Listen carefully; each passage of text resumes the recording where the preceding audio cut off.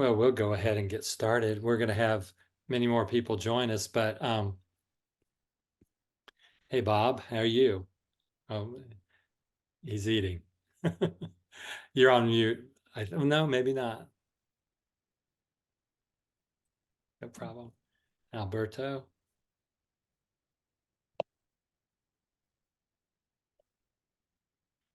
Well, we've got a very wonderful study club meeting tonight with some true experts, finally. And so we're going to have them share with you their expertise. And one person that maybe many of you all haven't met yet is our wonderful friend, David Alfi. David is an MD, as well as a DDS or DMD, David? CVS. DDS. Tell us about your training background. You live in Houston and you've focused your attention on airway and Mhm. orthognathic surgery and are doing undoubtedly more of that than anyone in the country, maybe the world, I'm sure. And we'll explain why that's possible in our discussion. But tell us a little bit about your background, David, for those that don't know you. Thank you. So I grew up in Los Angeles, went to undergrad at USC, and decided to go to dental school. I wanted to be an orthodontist initially. So I went to New York City, studied dentistry at Columbia. And at Columbia, I fell in with a lot of exposure to oral surgery, the strength in orthognathic surgery, which was, such a transformative procedure, even with the limitations of technology and how difficult that surgery was. I fell in love with it and decided to stay at Columbia, did medical school, and finished my oral surgery training there. And I came straight from training to Houston to pursue orthognathic surgery. Jaw surgery was the medical center was a tremendous opportunity to have a hospital-based oral surgery practice where at Houston Methodist, where they were familiar with orthognathics, and they were leaders at the time at virtual surgical planning, which was a paradigm shift in the way we used to plan for cases.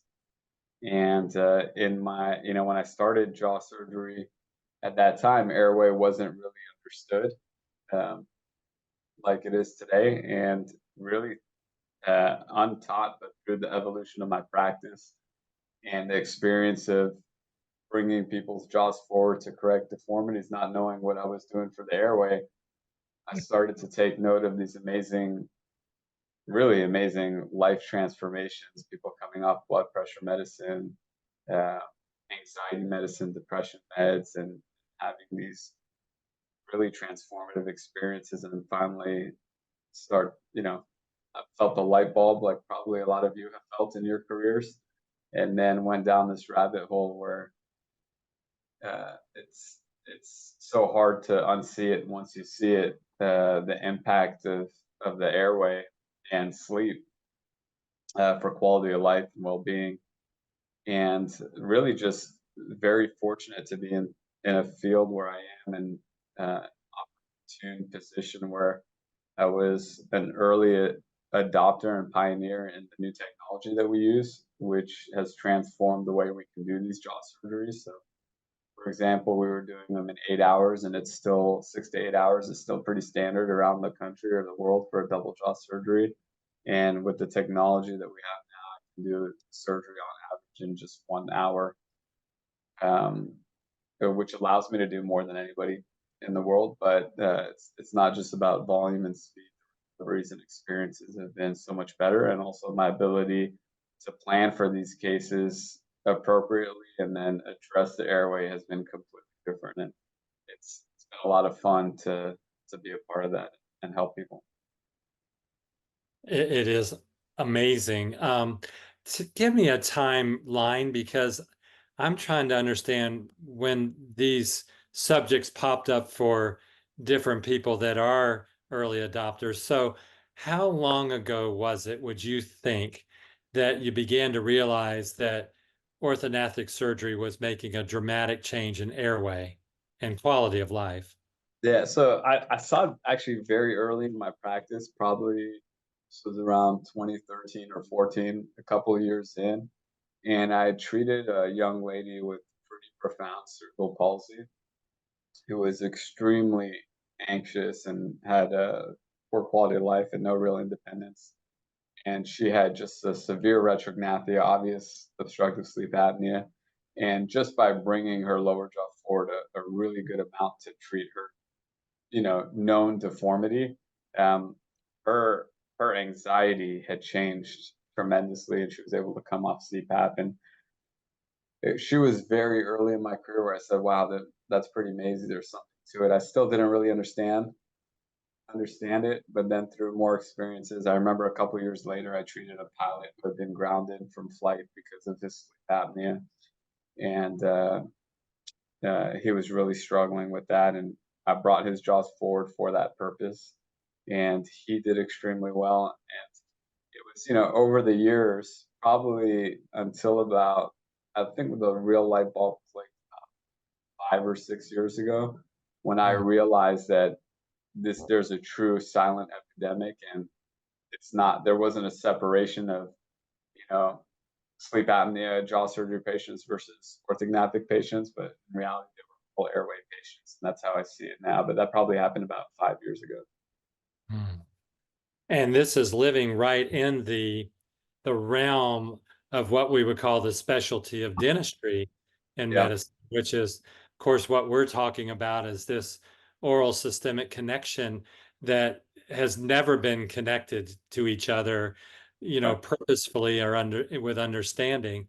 Um, and yet you're right on the front lines of that. And we're having a medical revolution, really, and a health revolution Yeah. through this kind of work that uh, tell me a little bit about the medical community and their appreciation, um, ENTs and sleep physicians. Are there some early adopters there, or has it been slow? Yeah. It's actually been incredible. I think up until about I feel like there's been a very strong paradigm shift, at least here in Houston in the last year, maybe in the last 1 to 2 years. Before we were very isolated. There was very few people that understood what we were talking about or seeing, and it's a huge uphill battle. It still is, but there's been a tremendous change here in Houston. We have a pretty strong airway study club, and the dentists, I think, have been the leaders in it, recognizing early. So we have periodontists, orthodontists, and a good group of myofunctional therapists that really have spearheaded the Houston, and then it's carried over. Now we have a pretty big group, integrative medicine doctors. Um, we have our sleep physicians really understand it, and we have a group of ENT people who are understanding it. And now we have a network of multidisciplinary care for patients that really is new. We didn't have this a year or two ago. We worked with one or two, but now all our patients see almost everybody for their specific needs, and the outcomes have been tremendous. I mean, it's been such a improvement for the quality of care for the patients, and it's been really nice to see more providers hop on, and I think it's growing really fast. So this is a really interesting time. I love what you guys are doing and what's happening, because I think it's so early, and we have little pockets of groups that under multidisciplinary groups that are integrating dentistry and medicine, but it's obviously too far and few in between. But I think it's going to spread like wildfire with these efforts. Well, that's encouraging to hear you say because we're kind of coming from different fronts and then joining in the Mhm. middle. You said something to me that was very significant as an old timer. I've been around for a long time and worked with a number of surgeons, and we've had many patients through the years sent to us that were candidates for orthognathic surgery. But candidly, historically, doing orthognathic surgery was something you would almost kind of have to get up your nerve to recommend because it was sort of like recommending going through a windshield at 60 miles an hour Yeah. and trying to recover from that. But you just said that you're able to do that procedure in around an hour. Yeah. Explain that to us, Yeah. and even the recovery, because Yeah. that's going to be dramatically improved. Yeah. It's really different. And I think it's opened up. I mean, now we finally have an answer because there's no question that bringing the jaws forward is the best treatment to open up that airway. I mean, it's going to open up the nasal airway, the oral airway, and it's huge. And a lot of our patients, there's this epidemic we have small skeletons, so it's really endemic. But you're right. Up until recently, I wouldn't even recommend as a orthognathic surgeon that operation to a loved one because it was a 6 hour operation, unpredictable results, a lot of relapse, and a really tough recovery. We used to wire people or put elastics on, and it was tough. And then because of the limitations of the technology, we weren't really comfortable making the appropriate movements, going, opening up and expanding as much as these patients needed to. So the impact wasn't there. So it wasn't really an option for our airway patients. But with the technology we have now, and I can show you, I have some Yeah, illustrations. please show us. So we'd love to see. Okay, let me pull it up.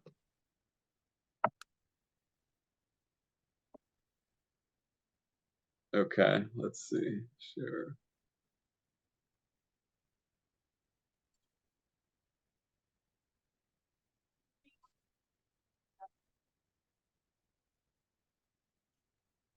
Okay, I can't see y'all anymore, but can you see the screen? Yes, we can see. Yes, uh-huh.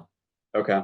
So traditionally, the reason these surgeries took so long is that as surgeons, we have to bend plates in the operating room and wire the mouth shut. That was our landmark, or our GPS. After we plan a case, our GPS were to use the teeth as landmarks, and then that would put the skeleton in the appropriate position, and we would measure in the operating room and bend plates. This is still, unfortunately, the way it's done most commonly. But now with the technology, we can print 3D custom guides and plates. So all the transfer of information from the virtual planning to the operation is directly at the skeleton level. So I don't have to wire the mouth shut. I don't have to measure. I don't have to bend plates. Everything is pretty much pre-planned from the beginning so that in the procedure, all we're really doing now is exposing it. We have custom guides that look like this, and we make what you can see here. Let me go back. With these custom guides, we make the cuts. There's sleeves where the cuts, which are pre-planned, are made, and there's holes. You can see that we drill the holes while these guides are on, and those holes are going to be the same holes that the plates that are printed use to put the jaw in the right position. So we take those guides out after making the holes and cuts. And then the plate, which is printed titanium, is going to be the GPS. It's not only going to fix the the cuts, but it's going to put us in the right position using these holes. So what Hmm. happens there is these plates are stronger, which is an advantage because they're not bent in the operating room or deformed or weakened.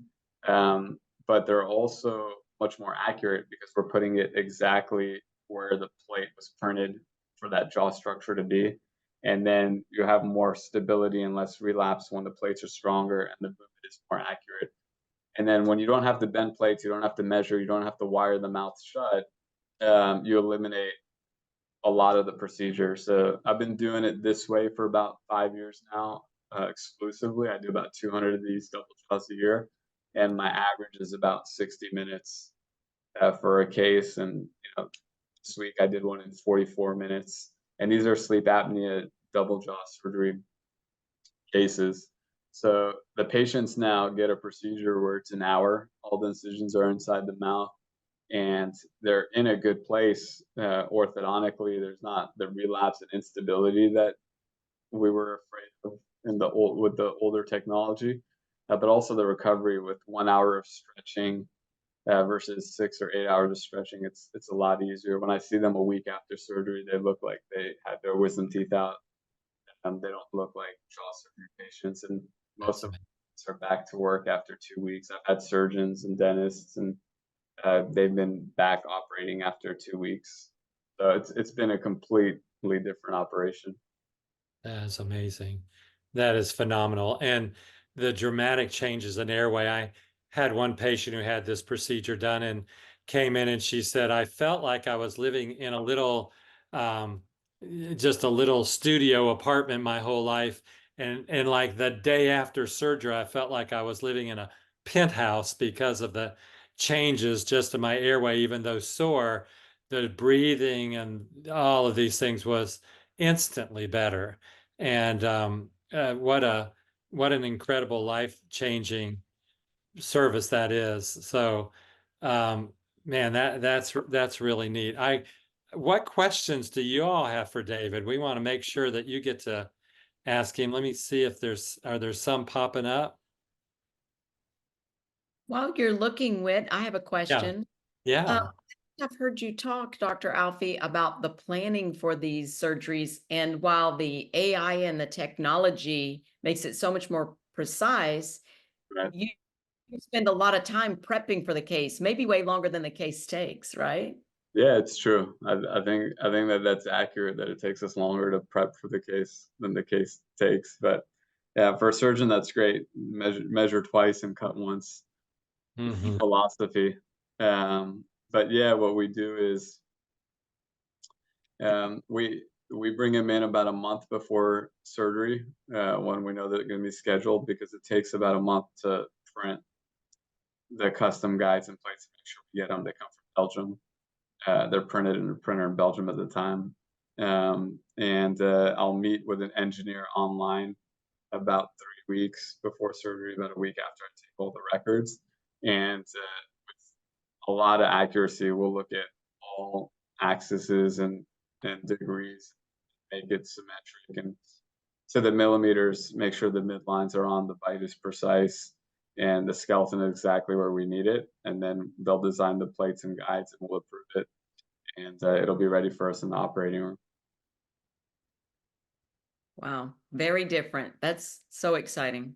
What percentage of your patients have ortho before surgery? Um, I would say it's about 50-50 now. That's a great question, because traditionally, when we were dependent on the bite to guide the jaw position, we really required the teeth to be in a really good landing spot, because that was where we were dependent on putting the skeleton. But now that the transfer of information is at the skeletal level, in many cases, we can put the skeleton in the correct position, knowing and the bite in a place where an orthodontist is comfortable just finishing it. Obviously, if they don't need too many decompensations, and then especially for airway patients, it gets them to the operating room a lot faster. We're all treatments is Yeah. quick. So I would say it's about 50-50, and I see some good questions I'm going to address too on the chat Okay. group. You're looking at them good. Okay. Yeah, I'm Uh, looking at. What was I saying? I was saying that we don't really need wires or hooks or brackets anymore, because it's not wiring intra-op to get the bite. So a lot of our patients are doing it with Invisalign and surgery first Invisalign.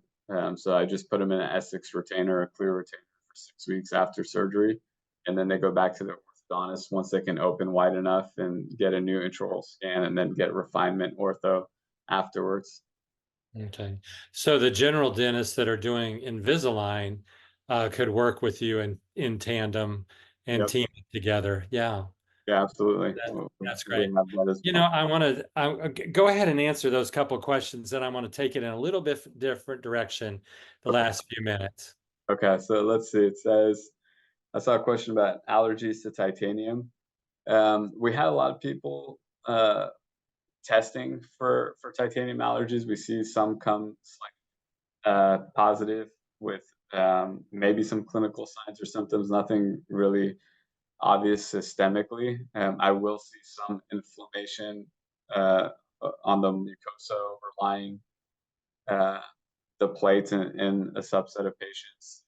It, what we do for those patients, or anyone that doesn't want titanium, once the bone is healed, which takes about 3 to 6 months, I can easily take out the hardware, and more and more patients are requesting that. But it's an easy procedure to do with no real recovery to that. But once the bone is healed, the plates don't do anything, so we can take them out easily.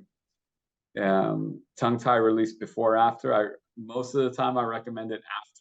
The reason for that is we want the space to be appropriate before we release uh, that inappropriate frenulum. But also I'll wait about 3 to 6 months after surgery to do this to make sure that the opening is back to normal. So myofunctional therapists can rehab the tongue after the tongue tie release. I think that we get a better outcome that way. So usually 3 to 6 months later.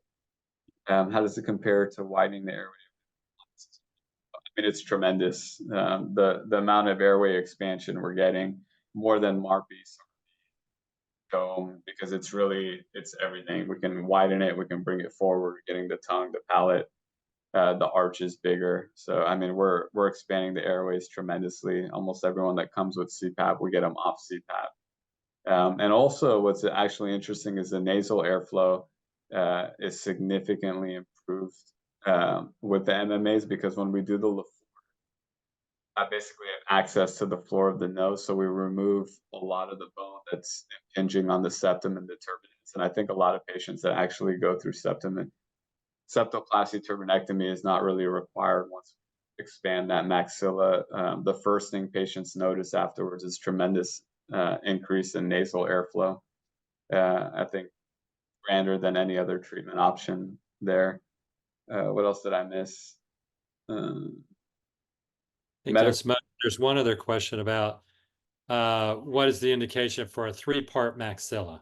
Yes. So indication for a 3-part maxilla is for the inappropriately narrow maxilla, which we see a lot of them, where we really want to widen that instead of doing a Marpy or MSC and preparing or doing an extra surgery and widening them. But basically, with the custom technology, can cut in between the lateral and canines or in between the centrals and widen it at the time we advance it. So I'll really do those for narrow maxillas that need widening, and we'll just do that as part of the double jaw surgery in one operation. Medical insurance does usually cover the procedure with a positive sleep study in someone that's either considered or tried CPAP that it didn't work or does not work for them. Great, good. Okay, I want to ask you a couple other questions, because not only are you a marvelous world-class surgeon, but you also are pretty darn good at marketing. And so many of us are interested in expanding our services in our community and maybe creating, a new niche that has to do with whole health and collaboration and implementation of some things that aren't typically done. So you've gone through that. Tell us a little bit about your journey in building your practice. Yeah, so it's interesting. A lot of, probably about the first 7 years of my practice, maybe more, 8, 9 years, was really just word of mouth and or organic through referrals and patient outcomes. And we got pretty busy in the Houston community, but not outside the Houston community. And then social media really changed the landscape for me. I started sharing on Instagram first about 2 or 3 years ago, and putting before and afters. And I'm glad I waited until later, 8 years into my career, because I finally had the evolution of thought and philosophy and the way we do jaw surgery, but also a large portfolio of patients and the experience where I can now, as an expert, give educational content and patient testimonials and before and afters. And there was nothing like it. There was nothing really similar in terms of jaw surgery for it, so it really picked up. And I think it's been neat, because a lot of people have come and interacted and started sharing similar things, and it's become almost this community for other professionals to collaborate and discuss, and then patients have started to pick up on it. So I think it's been exponential in every way, in terms of the way that the professional community can interact and see what we're doing and talk to me, but also patients directly have been coming. Now we get patients from all over the country, or even out from the world. Probably about 50% of the waiting room comes with luggage and backpacks every day. So it's been neat, but I think it's social media is really an amazing tool for communication, and the more we collaborate with each other, I think it's more powerful, and patients are hungry for this information. Yeah, so everybody, after we finish tonight, go on Instagram and look at David at his Instagram page, and you'll see just case after case after case of before and afters, and some interviews, and then educational content. Which, how long do you make that? Is it a minute or two? What's the time on that? Yeah, I try to keep it short, and I've been reading books about the way social media works, and the attention span of our modern society, which is very short.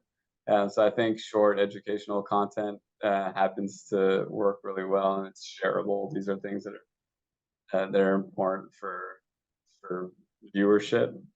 And yeah, I mean, I've hired a full-time person now to help me with social media. It takes a lot of work to edit and pull my ear to answer questions, and put before and afters, and get with the patients and do testimonials. But I think it's been really important.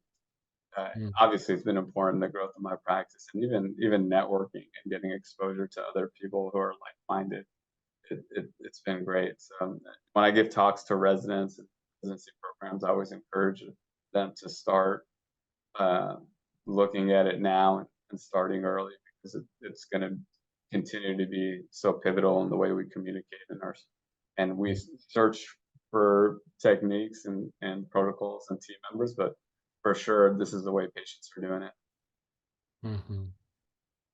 So in the last minute or two here, give us an example of what you might say on a reel that would be to a person, who doesn't know anything about this, but who might actually be a candidate to be a patient of yours and doesn't know it. What is the kind of content that you would put out there? Yeah, so I think the the simpler the better. Things that people experience and are not aware of, like, for example, do you snore? Do you know that snoring um, uh, is highly associated with obstructive sleep apnea? Did you know obstructive sleep apnea can lead to all these comorbidities, high blood pressure, depression, anxiety? Something as easy or simple as that to start with. I think those are really good. I did one today that says, wow, it's interesting, but I noticed that a lot of my patients who need jaw surgery also have ankylosing, tongue tie. And I think that's a really interesting finding. I think the correlation could be nasal breathing versus mouth breathing. You need a good tongue posture for nasal breathing. And if you mouth breathe during development, we know that can cause abnormal or inappropriate facial development. And that may be why a lot of my patients who need jaw surgery also need tongue tie release. So those are, ideas or Yeah, examples. right. And then they're thinking about either themselves or a family member or a patient or, a friend, and they need help and they're going to seek it. David, thank you for being a pioneer. And finally, tell us why you're so excited to meet everyone in Knoxville. I can't wait. I love this mission. I think, for one, I love being with such an experienced and professional group that has a similar drive and passion to make medicine better and quality of life better. And I think everyone coming together in this mission is really powerful. I'm really excited about this. I really think that the timing is amazing. It could not be better. I think the world is ready for this information. They're hungry for it. And just in my experience from giving lectures at university systems and even academic centers, residents are hungry for this. And even the attendings are open to it. So I think the timing could never be better. And I agree with you. I think there's going to be a huge paradigm shift in the way we treat patients. And this is a leading example of it. We're so excited for you to be there. And We've gotten a wonderful response from the school. What we're doing, everybody, is this is actually going to be a total of a 3-day event. And on Thursday, we're putting together a team to meet with the medical, dental, nursing, and dental hygiene students for the whole day and do basically a mini 1-day symposium. And I know right now, Kim, have over 100 students, I believe, that have signed up, and then faculty that are already coming in just every day. We're getting a number of signups from that group that is sort of the pre-symposium event. And so we're just thrilled with that. But trying to bring this into the medical and dental and hygiene and nursing curriculum, which is what LMU is trying to do, is really something extraordinary, and we're thrilled to be part of that. David, thank you so much for taking time. You must be exhausted. You've been doing surgery all day, so No, it's if okay. at some point you need to I can check talk out and about this all day. This is check all, out and get some dinner, you just take off. But but, we really but appreciate you so much, and just feel privileged to know you and to, work beside you in this endeavor. Um, Laura, are you Yeah, talk some to Rhoda? I am. I just want to say with Dr. Alfie, we're going to be presenting a case at LMU with you. So Dr. Gina and you are working on a case. I just think that's exciting to show that collaboration. Anything you want to leave for a cliffhanger for our audience? you do not want to miss this. It's gonna be amazing. I think it really is. It's amazing for a lot of reasons, and what you guys are doing is really special. I think this is a patient that is experiencing treatment that really has not been available to date. I think this is really revolutionary. So I'm very excited to present with y'all. Well, we are excited to be able to share that case with all of our colleagues. So make sure you guys are there. You'll get to see it firsthand, ask questions. And that's going to move us over to Rhoda with the Clear Company. And why this is so important is, Rhoda, as a dental hygienist, we have to get these patients ready, right? Ready for surgery, ready dealing with, I say, sleep. And one of the things that you and I share is I want you to talk about the benefits of, a lot of us will have our patients use the nasal spray prior to the appointment. One of it just to introduce to our patients. So tell us about the benefits of that and why that would even be beneficial, as you heard Dr. Alfie saying, right? A lot of the things happen before the patient even gets to the office for surgery. So tell us about that. So what I consider the Clear nasal spray. First of all, I have to let y'all know that Julie Seeger is on this call. She is our Western rep. She lives in Sacramento, and she's gone through the nasal surgeries, opened the airway. We've all used the products ourselves as a hygienist, and pre-procedural rinse. And also Nate Jones, the owner of the company, is here, which I'm totally honored that he's listening to the questions that you had sent us. So what some of our practices are doing, our airway practices are doing, is having the patients open their airway. Now, first they take the rhinometer to see how much airway volume that they are blowing into this rhinometer, and then they spray the Clear nasal spray and they open up their airway in about 3 minutes. And please, Julie and Nate chime in on this effect. So think about your airway needing to be open. All my mouth breathers are always going to have dry mouth. So if you're not moisturizing to open up the airway and allowing the cilia to facilitate its natural defense system, you're going to have an open mouth when you're sleeping, and your mouth is always going to be dry. I also use it for my patients that happen to gag when I'm taking radiographs, because it will help open up their airway, and they didn't know they could breathe through their nose. And why should they? They've never been able to. I'm like, really? you need to breathe through your nose. You're going to always have a gag reflex if you're not nasally breathing. I don't know if y'all have experienced that in your clinical practice, but it's a great help for that. And then think about aerosols and droplets. And every time I speak at a hygiene school, a dental school, I do bribe dental schools to invite me for lunch and learn. I will buy them lunch and send them all the samples that for every student that attends it. I want them to get in the habit of clear nasal spray is part of their hygiene routine. I ask them, how many times do they wash their hands? Why aren't you washing your nose?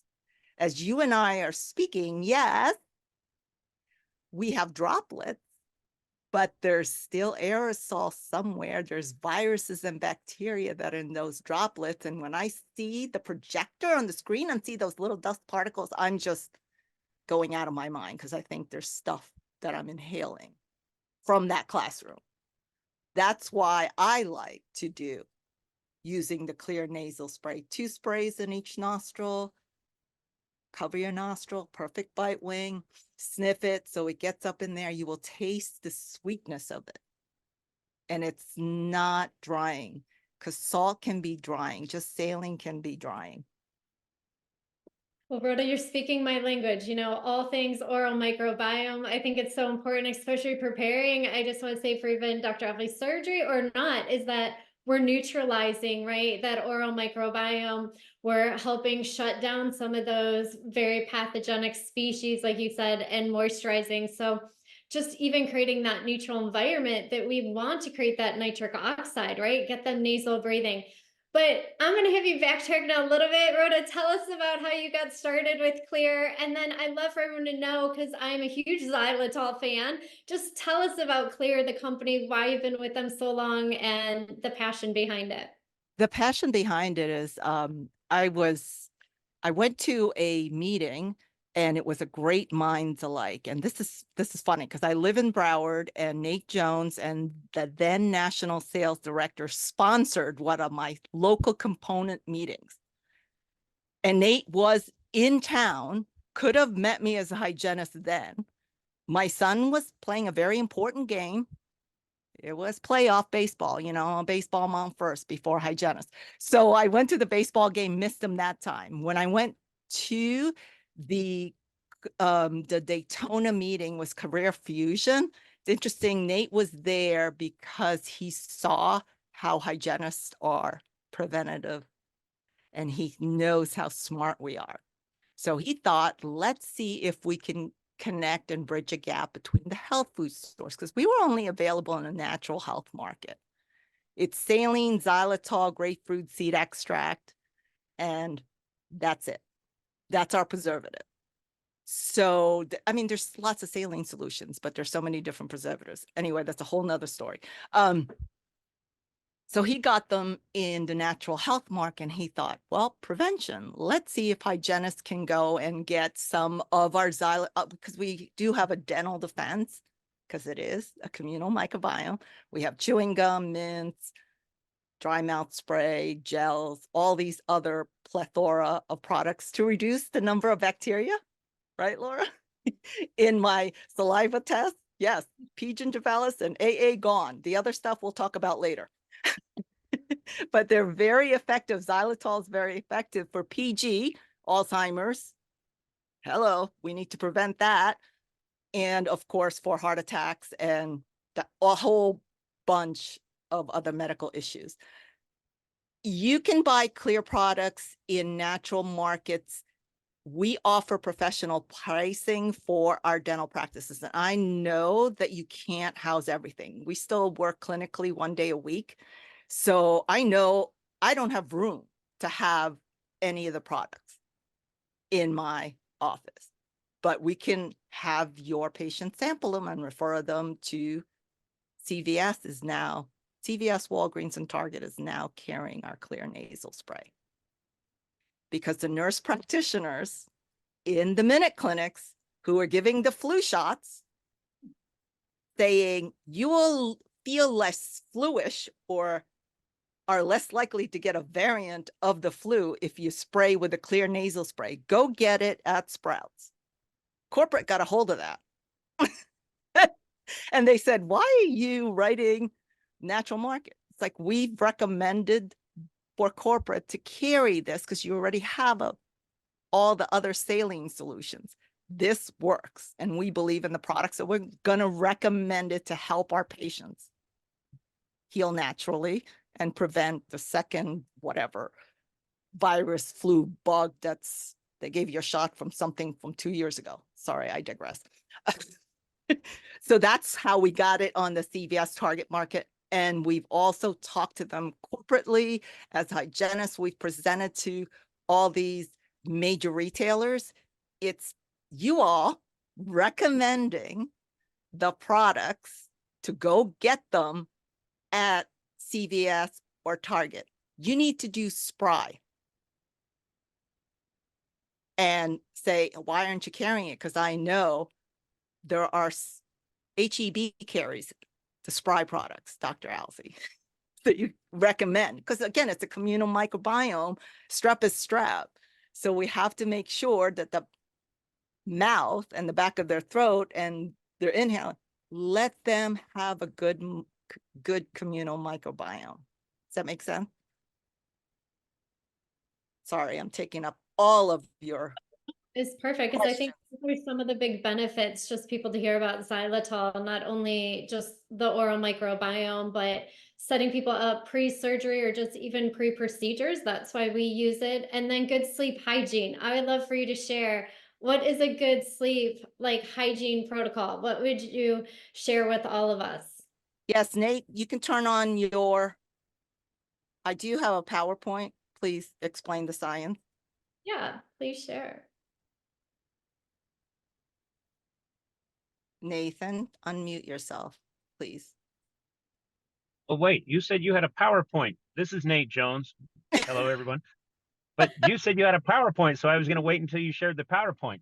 Oh, sorry. As you were talking about it, I was going, you should explain why it blocks bacterial adhesion and how it blocks viral adhesion. Yeah, I knew it. And why it works better than a saline at helping to clean the nose.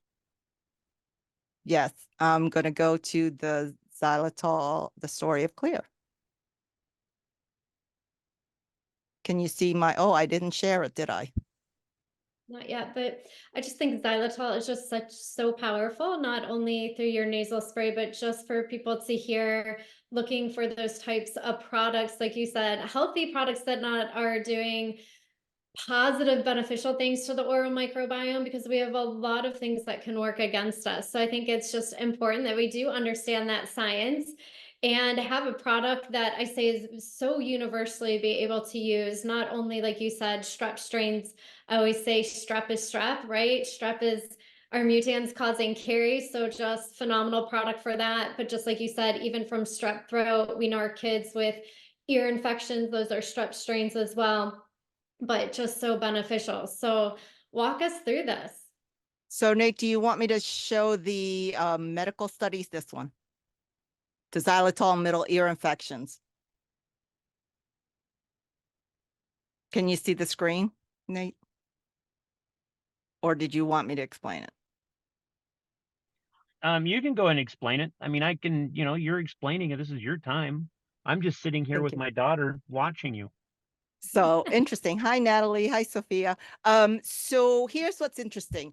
Kids chewing xylitol gum 3 times a day in elementary school, the reduction of acute otitis media, middle ear infections, was 40%.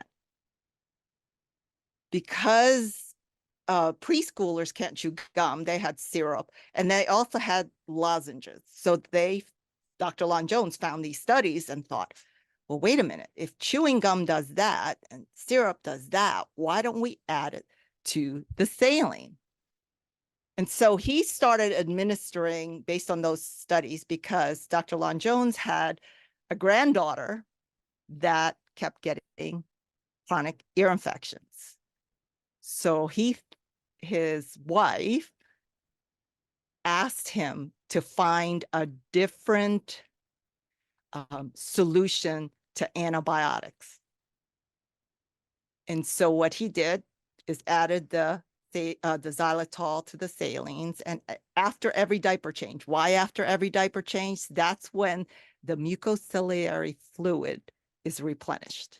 You don't want that fluid to get dry, because then the cilia can't propel the dust and pollens out of your system before it gets in your lungs and in your bloodstream, because when mucosa gets dry, you get cracks, and that's when bacteria and viruses get in there.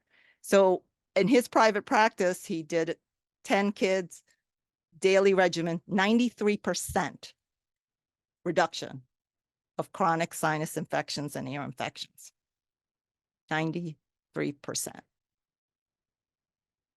This is the anti-adhesive Nate, effects. can I add something to that? Because I want to point out that we collected CT, it was just that he did in his clinic, and he was not sure what the results were going to be. And so this is 3 months after, and he compared it to 18 months of records that he had. Okay, so this is 3 months compared to 18, and it was still a 93% reduction. And the only person that continued to get sick was a kid who refused to let his parents spray the stuff in his nose. It is fascinating. And this was, do you want to talk about this, Dr. O'Hari's, Nate? The Yeah, 5%. I mean, I can talk about it. Yeah, So, yeah, please do. This was a study. This was a study that my dad saw, and he looked at this because what it was is going back about 40 years at this point, through the xylitol research that had been done with dental research and how it prevents tooth decay. The dentists, when they were doing the research, they collected the data. They just never did anything with it because it was airway. It was what an ENT would look at. It was what a doctor would look at. And dentists and doctors, they don't talk to each other that much. We'd like to fix Not connected. But what they did is they came and they said, here we have this data, 42% reduction in ear infections just by chewing gum. But what are we going to do with that? And so it was a subnote, what do they call it? Subnote, yeah. And no one ever looked at that. And when my dad went on the internet in 1998 and started querying preventing ear infections, what kept coming up was dental studies. And this is where he started looking at it. And he goes, the dental studies are showing just by chewing gum, you get 40% fewer respiratory infections. So he had the kids who were old enough to chew gum in his practice, chew gum. But the people that are getting ear infection, the kids that are getting ear infections usually are younger, and they can't chew gum. So he bought some xylitol, put it into saline, ocean saline, and started spraying it in their nose, and the kids stopped getting sick. Like they just stopped getting sick. And I can talk to it because I've been using it for almost a quarter of a century. I've been using it myself since 1999, which is a quarter of a century. I've been sick once. I have kids who was just in the car and she left, but she's never been sick a day in her life. She doesn't know what it's like to be sick. Mm-hmm. Okay, she's never had a cavity, and she's not different than any other child. It's just that they eat a lot of candy, Nate. I know they eat a lot of candy. They eat a lot of garbage, but I understand that the microbiome in their not just in their mouth, but the microbiome in their nose matters. And the microbiome in their mouth and their nose are connected. They're incredibly connected. In fact, I was trying to pull up, I just got a letter that Dr. Mark Cannon, he just got a letter from someone today who the person, I'm trying to pull it up, but this person, they actually treated someone using xylitol and a prebiotic who had periodontal disease and was having some serious issues. And I can't remember what they are off the top of my head, but just using a prebiotic or a probiotic and xylitol, yep, they now have gone like 4 years without anything, which is unheard of. That's amazing. That's really what we're talking about here is, and Rhoda, you can go back to talking about all the studies behind how washing the nose. I mean, hygienists understand better than most. In fact, better than anybody in our government, that washing and having a good, healthy oral microbiome and nasal microbiome is probably going to do more to help us stay healthy and regain health than almost anything else we're going to do. Yeah. So No, I'll I let you go agree. back, Rhoda. No, I agree. And it's all about the communal microbiome. That is my 34-year-old son, Stephen, who slept with his mouth open. He had tubes, adenoids, and by the time he was 3 years old, he had early childhood caries. Why? Because he had antibiotics every 6 weeks. Every 6 weeks. Breastfed this child, did all of this. Let me tell you, he also had asthma. And we know how many millions of people have asthma. You can manage asthma. And what did they give my son when he had asthma? Singulair. In March of 2020, right before we shut down, the FDA put a black box label on using Singulair, because what happens is the kids go into suicidal thought. They get very depressed. Let's let our body heal and do its job. I wish I knew that you're supposed to be nasally breathing. I would have taped my son's mouth shut. But I love the myotape and all that. Lip Zip is a great book. It's simple for your waiting room for the moms to read. Julie, do you mind popping on and talking about Nathan Slater, or do you want me to do it? Because Julie, I hope you can unmute, honey. This was a Great. My mouse was stuck. Sorry. that's okay. Go ahead. I'll click through the Nathan Slater story. Yeah, go right ahead. If you've got the verbiage. Yeah, so this hygienist went to Trisha O'Hare CE real quick. Nathan had a lot of sensory issues. So when she heard about taping the mouth with paper tape and doing the nasal breathing to get him to thrive, basically he has Down syndrome. And he was born at 29 weeks, started having seizures in 2007, sleep issues started. He removed the adenoids, really removed their tonsils, and the medical team basically in 2013 told her there's nothing more they can do. He had failure to thrive. He wasn't growing at all. So after she heard about xylitol and the benefits of nasal breathing and taping the mouth shut, she decided to use clear nasal spray 3 times a day after each class. She didn't tape his mouth. She watched him go to sleep and just close his mouth to retrain. It took her, Michelle, the mom, about 3 days to train him to keep his mouth closed. At the time, he was 3 to 4T at 6 years old. Starting the school year, he started to grow. His first grade picture after a year of using the clear nasal spray, you can see the facial growth changes. They held him back because he did have, he wasn't functioning even because of the developmental challenges that he had. But I just want to show you. This was, I guess he was in 2nd grade. So from kindergarten to 2nd grade, the pediatricians had given up on this child. There were so many stories of just opening up the airway and how it changes the facial structure. He actually is in full-time, at that time in 2nd grade, he was full-time general education settings, just from nasal breathing. And he went from being nonverbal, completely nonverbal, to using sign language, and his teachers didn't even know he knew sign language.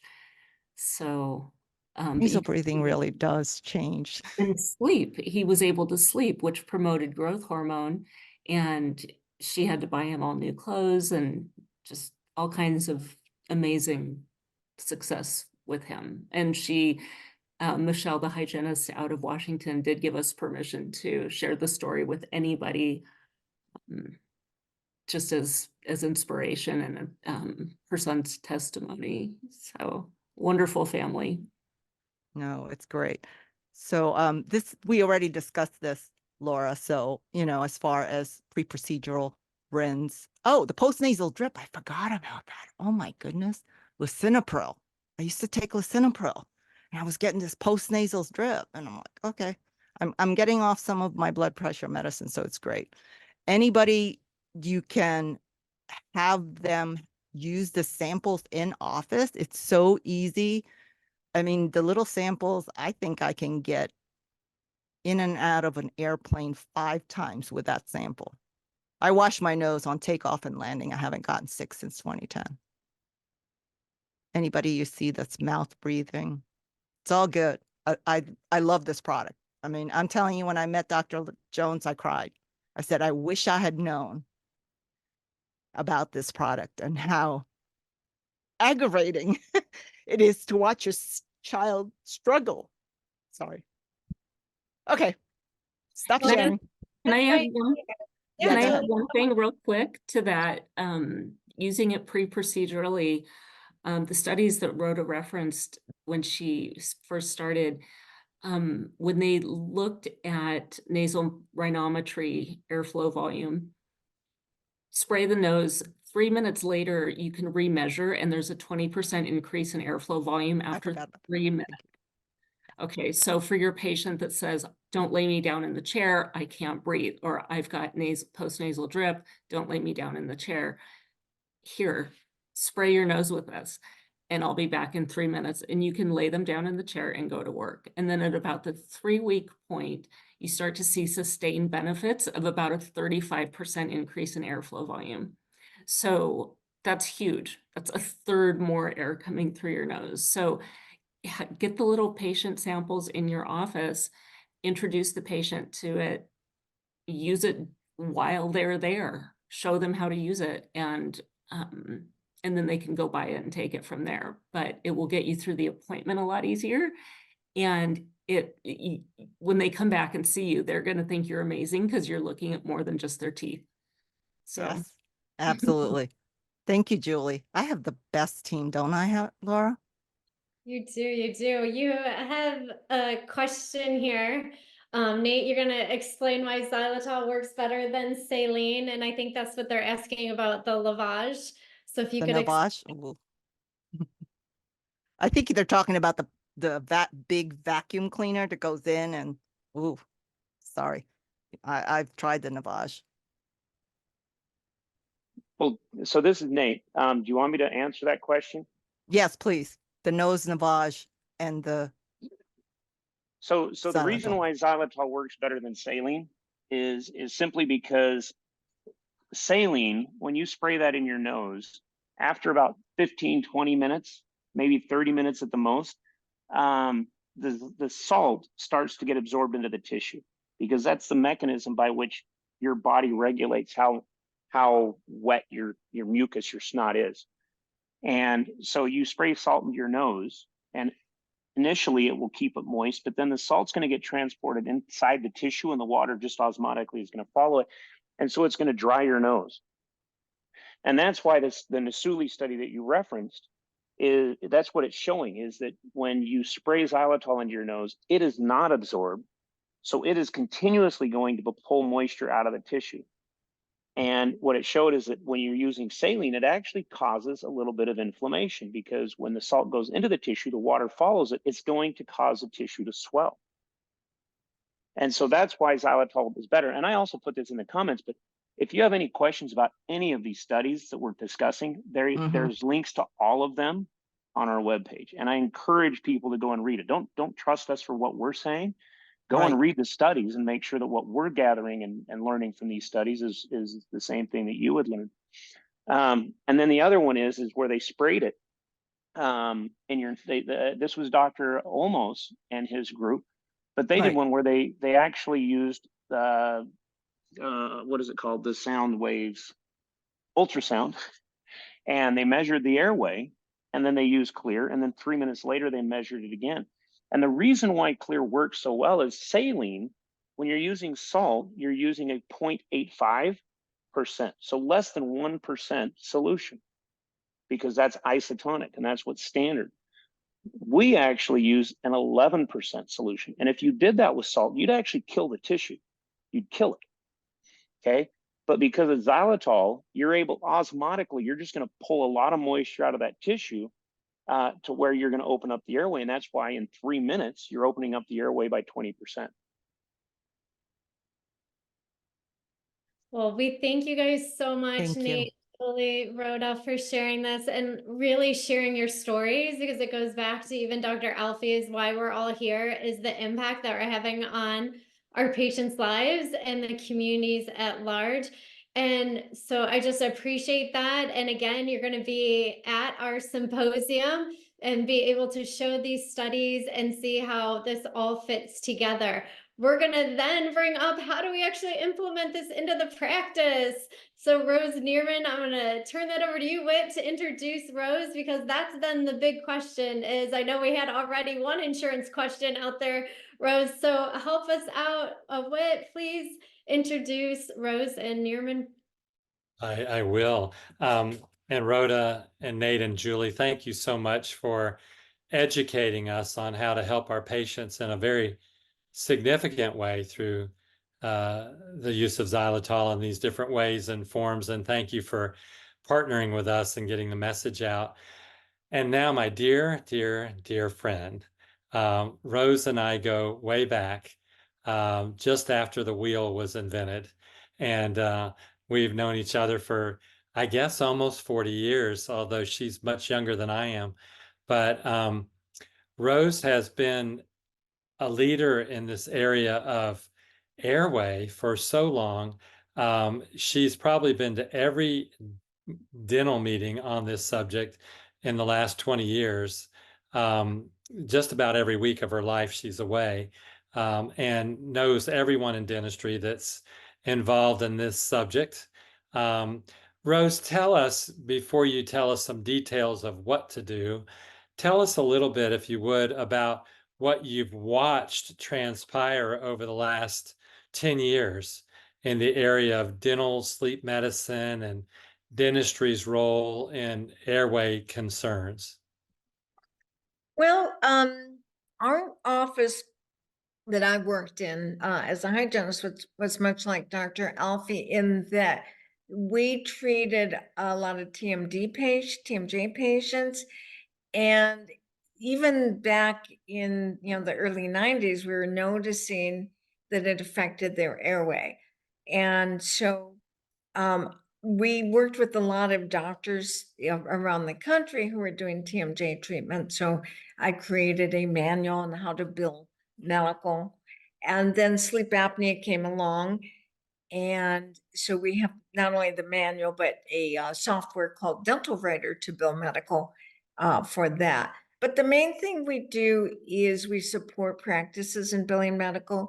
I give a course with some of my team on medical billing and dentistry, and we give courses on clinical treatment of sleep apnea as well. So that's what we do in a nutshell, and that's my journey as well. It's been very exciting to be part of this at the ground floor level. Mm-hmm, you bet. And so as we've experienced together, for many, many, many years, the subject was TMD. Mhm. And the mystery for us is that there was something behind it that we didn't understand. There was something going on. When I started so many years ago, we treated all patients with TMD through splint therapy, thinking it was all related to bite. And so if you got the bite right, then you would get rid of the TMD. But we obviously found a lot of patients kept bruxing, and we didn't know why they were bruxing. And so the airway thing has really answered that. Tell us about how this subject is evolving as far as from the insurance perspective, and what is the medical world saying now about all of this? Well, when I first started, it was hit or miss on reimbursement for sleep. Now, just about every policy has coverage for it. And the good news is I see the policies are actually opening up more. I wrote in the chat that even for the surgery with this one insurance company, I hadn't seen that OSA would be a diagnosis they pay for the orthodontic surgery. I'm sure you can get some paid with a really good letter of medical necessity, but it was right there in that policy. The other thing I'm seeing with medical is that they are, the American Medical Association has really come down on insurance companies. There's a website called fixpreauth.com. And if you go to that, you can sign a petition. But what they've done is they've really come down hard on the insurance companies and saying, you know, the pre-auths are just delaying care.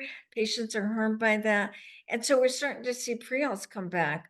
This is just since last fall, a lot more quickly. The other thing that's been real positive are the evaluation and management codes. I used to always tell dentists, no, don't use a level 5. That's a whole body exam.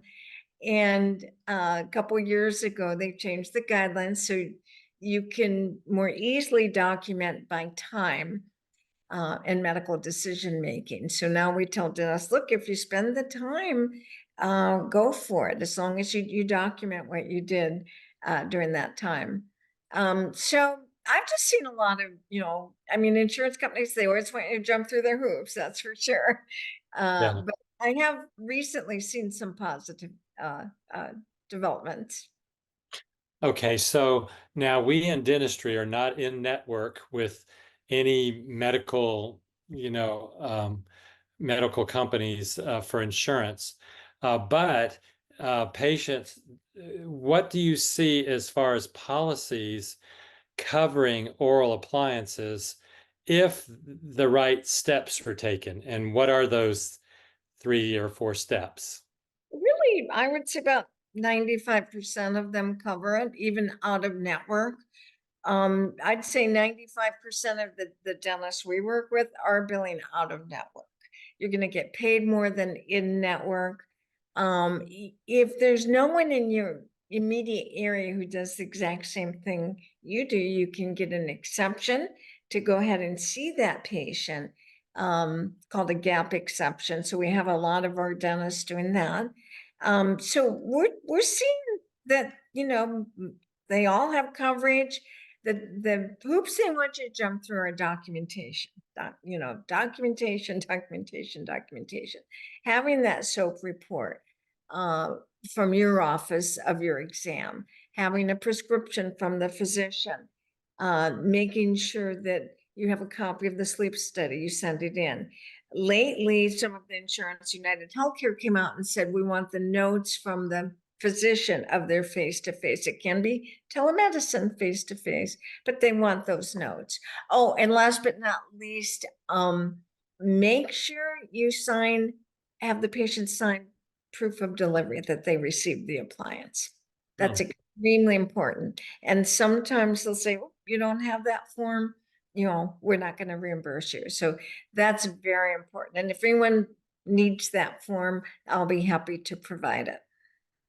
One of the things that Rose does that's very unique is that, and we've worked together for 20 years professionally, is the things that she's talking about that we need medically that we know nothing about are provided through her services, whereby you just basically on your computer go through a checklist of things that you need to look at, things you need to measure, things you need to observe, questions you need to ask.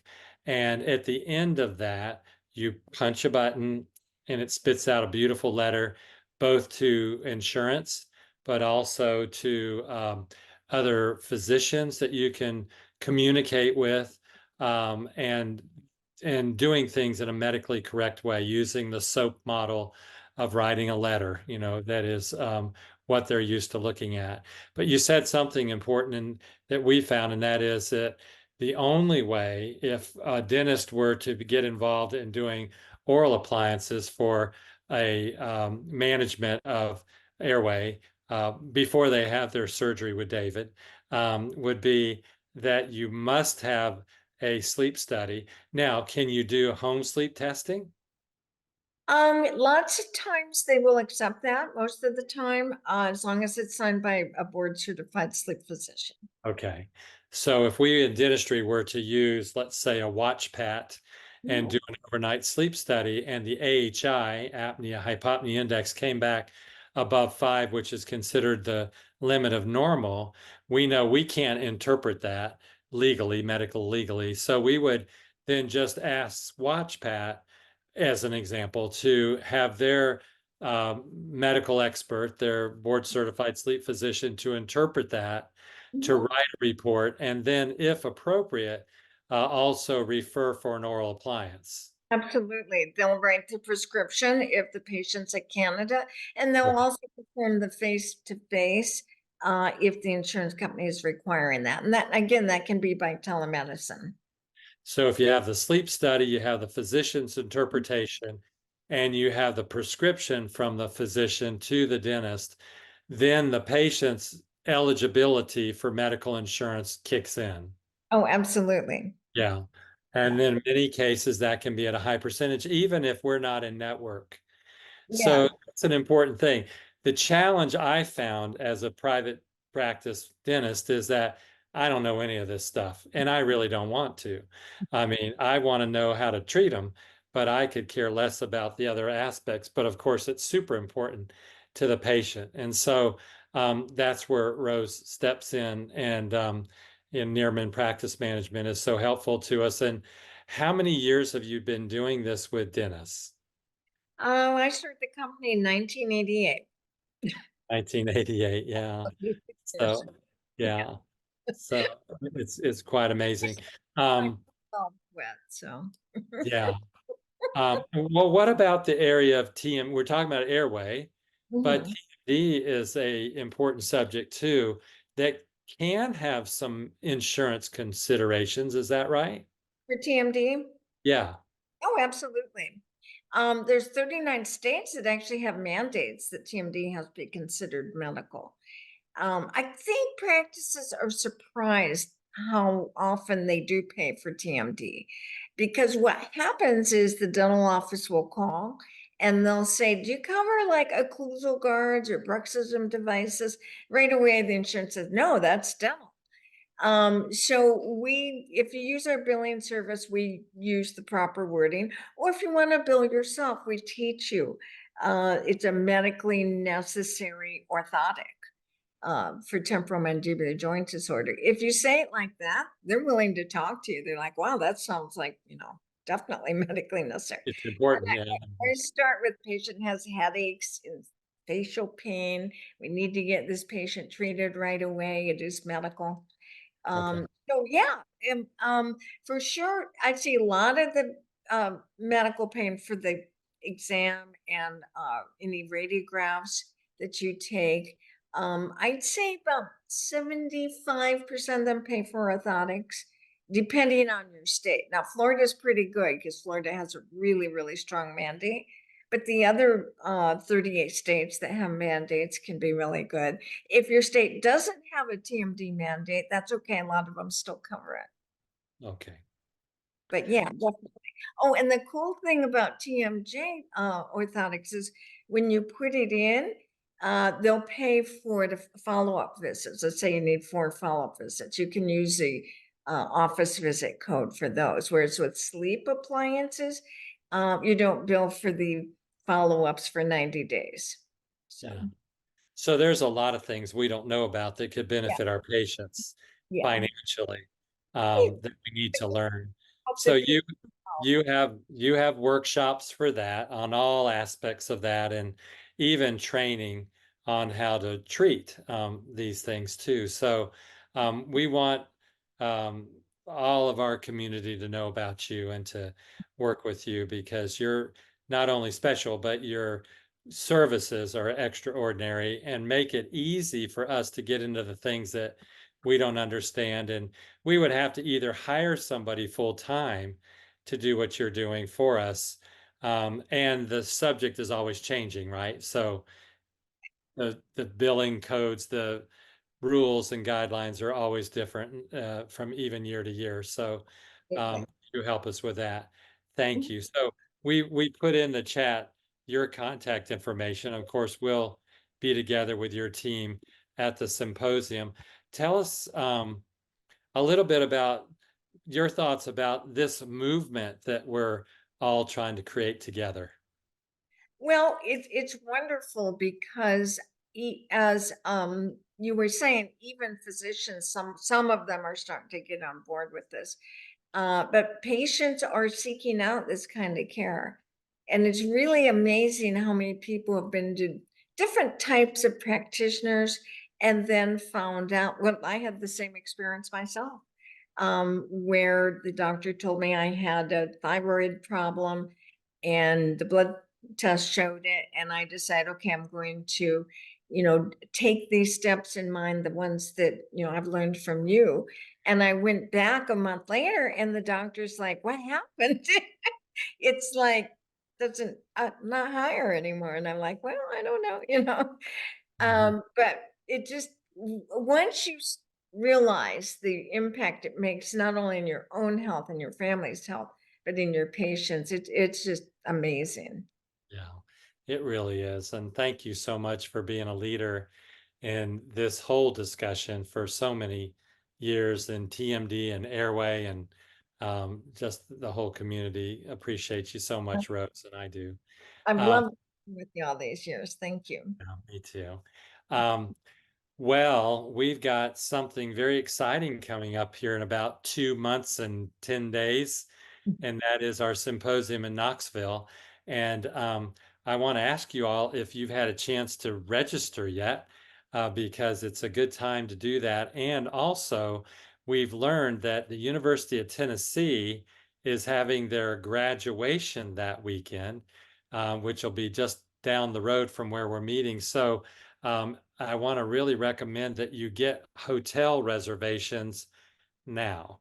The hotels around, we're going to be meeting at the medical school at LMU.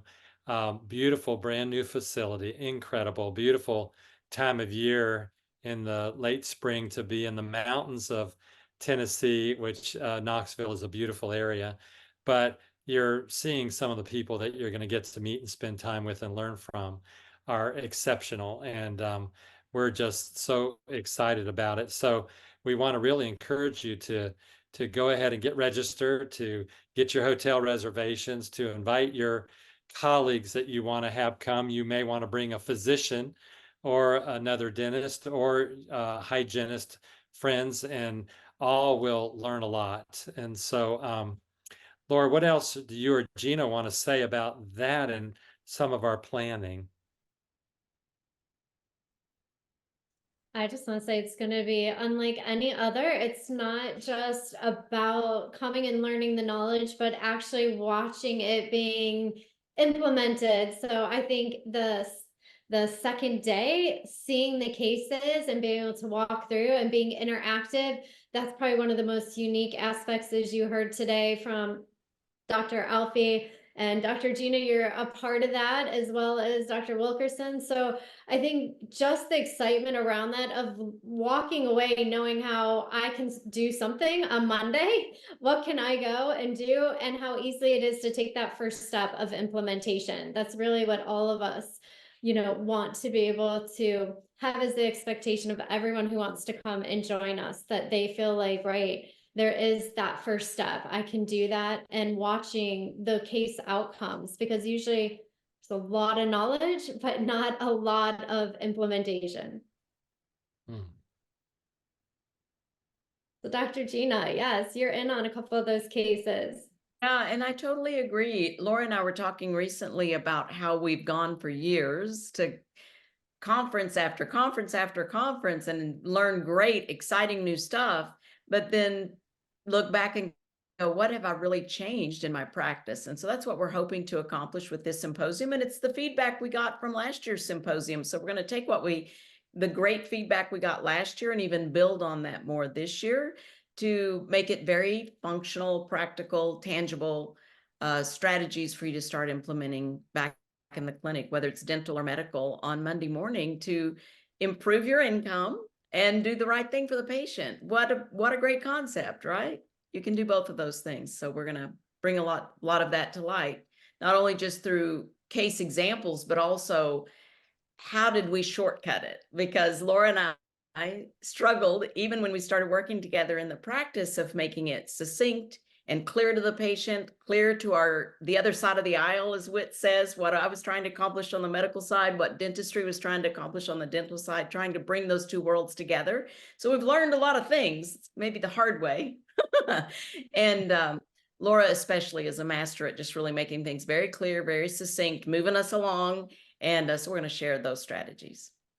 We're excited to also introduce you to people like Dr. Alfi and some of the work that's being done that you may not have been exposed to. We have a few very special guests coming that are going to be sharing with us that we're so thrilled they accepted our invitation with their particular schedules. So David, Rose, Nate, Rhoda, Julie, thank you so much for sharing with us tonight your expertise and letting us get to know you a little bit better. We're going to meet again next month, and that will be on April 3rd, which is the first Wednesday of the month, from 8 to 9:30 Eastern. So we'll be looking for, or you be looking for that invitation, and please invite friends to come be part of our study club too. That's how we're going to build a community. And so that's what we're all about. So thank you all for your time tonight. We're going to set you loose. David, go get some dinner after a long day of surgery, and Rose and Rhoda, same. And thank you so much, everybody, for being with us. We'll see you real soon. If you have any questions, contact us, okay? Take care. Bye. Thank you all. Thanks. Good night.